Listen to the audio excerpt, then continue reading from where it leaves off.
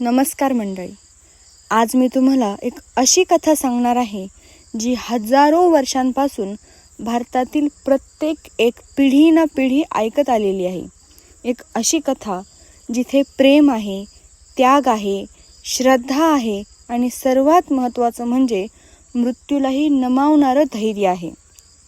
आपण अनेक प्रेमकथा ऐकल्या आहेत, राजा राणीच्या, चित्रपटांमधील, कादंबऱ्यांमधील. पण आज आपण ज्या प्रेमकथेची गोष्ट ऐकणार आहोत ती केवळ एक प्रेमकथा नाही आहे, तर ती एका स्त्रीच्या अढळ विश्वासाची कथा आहे. अशा विश्वासाची ज्याने साक्षात यमराजालाही विचार करायला भाग पाडलं. तर मंडळी, आज वटपौर्णिमेच्या निमित्ताने आपण जाणून घेणार आहोत सावित्री आणि सत्यवान यांची संपूर्ण कथा. ही कथा ऐकल्यानंतर तुम्हाला वटपौर्णिमा फक्त एक सण आहे असं वाटणार नाही, तर ती एका स्त्रीच्या धैर्याचा, बुद्धीचा आणि निस्वार्थ प्रेमाचा उत्सव वाटेल. म्हणूनच व्हिडिओ शेवटपर्यंत नक्की पहा, कारण या कथेतला शेवट आजही प्रत्येकाच्या मनाला स्पर्श करून जातो.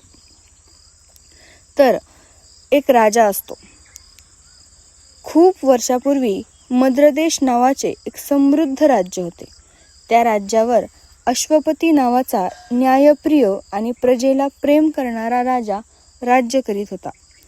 त्याच्या राज्यात सुख, शांती आणि समृद्धी होती. प्रजा आनंदी होती, भरपूर धान्य होते, संपत्तीचीही कमतरता नव्हती.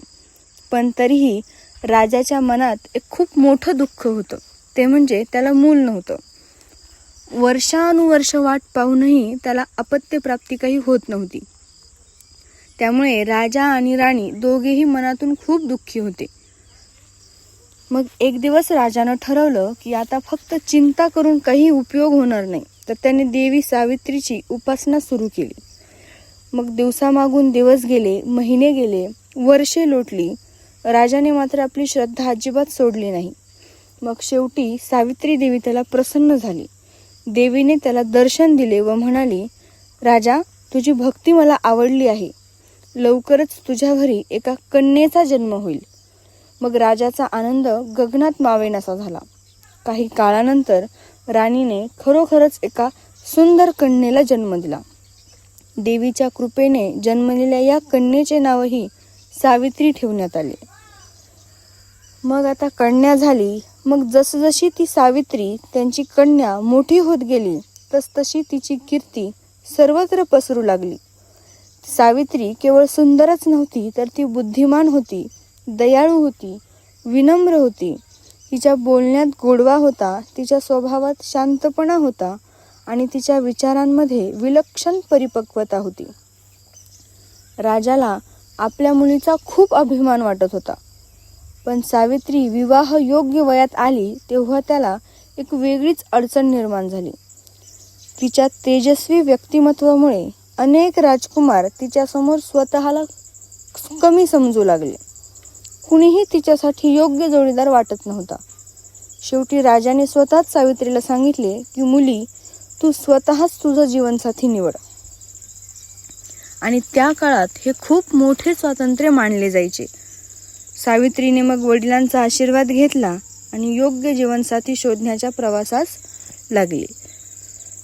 एक दिवशी ती असंच घनदाट जंगलातून जात होती.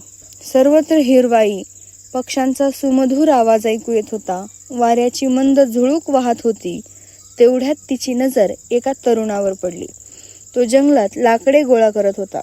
त्याच्या चेहऱ्यावर साधेपणा होता, डोळ्यात प्रामाणिकपणा होता आणि वागण्यात नम्रता होती. तो कोणताही राजकुमार नव्हता. त्याच्याकडे राजवाडा नव्हता, संपत्ती नव्हती, वैभव नव्हते. त्याच्याकडे एकच गोष्ट होती, ती म्हणजे निर्मळ मन. त्याचे नाव होते सत्यवान. सावित्री काही क्षण त्याच्याकडे पाहत राहिली. तिच्या मनाला जाणवले, हाच तो व्यक्ती आहे ज्याच्यासोबत मला आयुष्य घालवायचे आहे. ती असा विचार करत राहिली.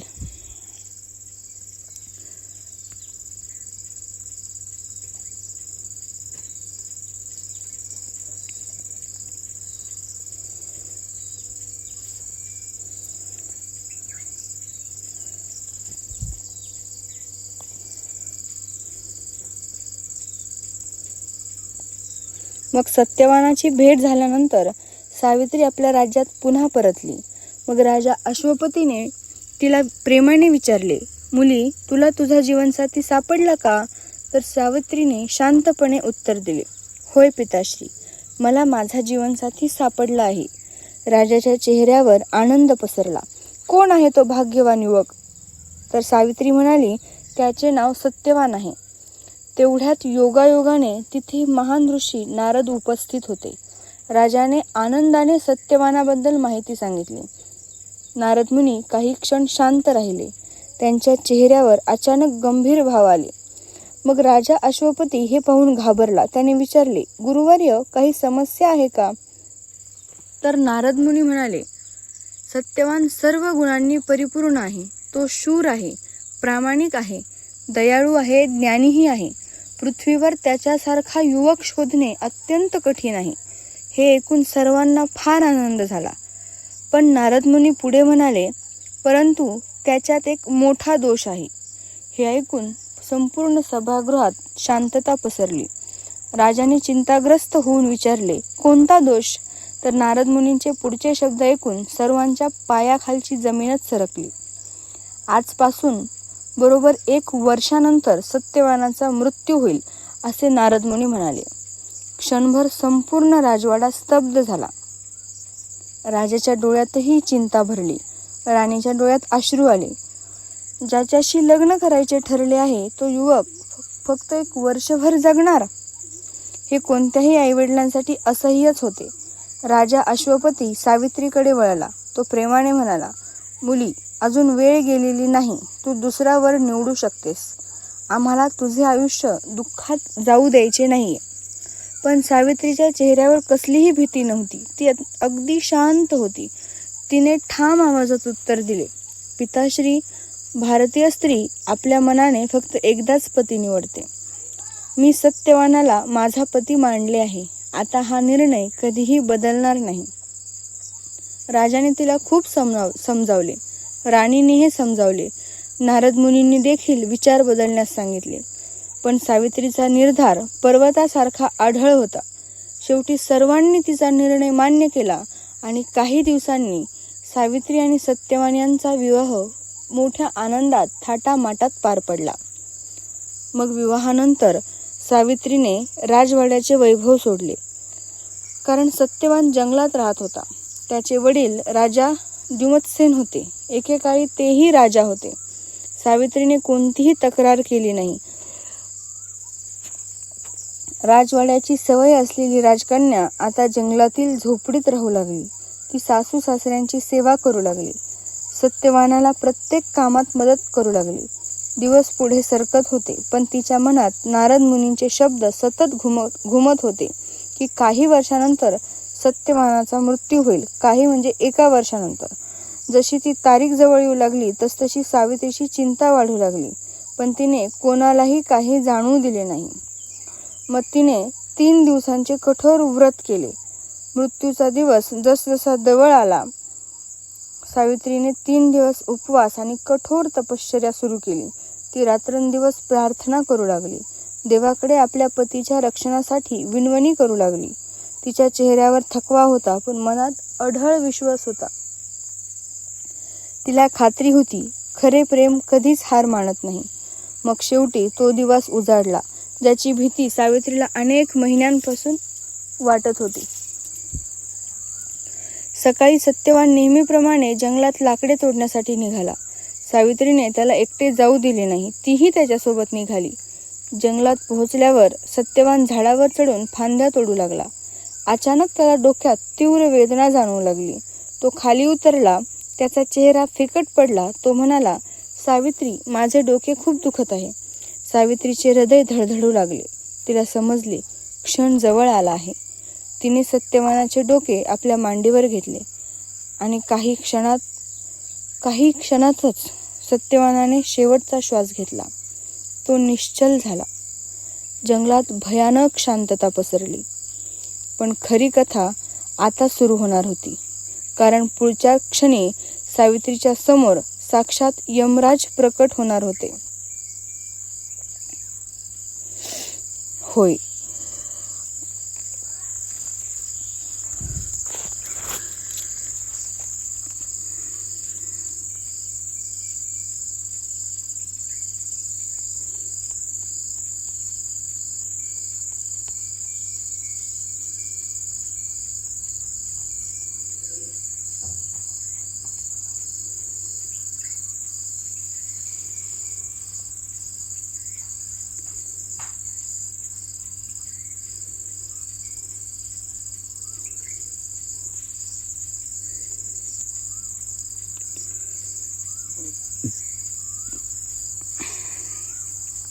आता सावित्रीच्या मांडीवर तिचा प्रिय पती निश्चल पडलेला होता.